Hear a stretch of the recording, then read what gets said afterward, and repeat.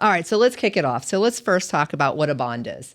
It is a fixed income instrument. So one of the things, and what does that mean? It's an investment that pays fixed payments, and in this case, interest. And in some cases, we'll talk a little bit. In most bonds, historically, they paid a fixed amount, and that was called the coupon rate. And a little history on the coupon rate. Why is it? This is what most people refer to as the interest rate. But back in the day, when they first started, the bonds actually had coupons, and you ripped them off and took them down to the bank to get interest. The paper, old school. Yeah, the paper, old school.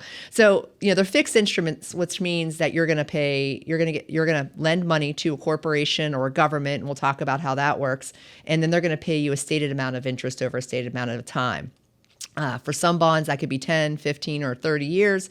And at that point, when the bond matures, you get back everything, your principal. So, Chris, why don't you walk through kind of an example? Yeah, sure. So let's take a corporate bond, for example. So you would say, hey, I have $100,000. I'm going to enter into an agreement for 5 years. And you would lend them that $100,000. That corporation would say, well, to borrow that money from you, I need to pay you some sort of interest rate to really compensate you for the risk that you're taking for the time that you're letting us use this money.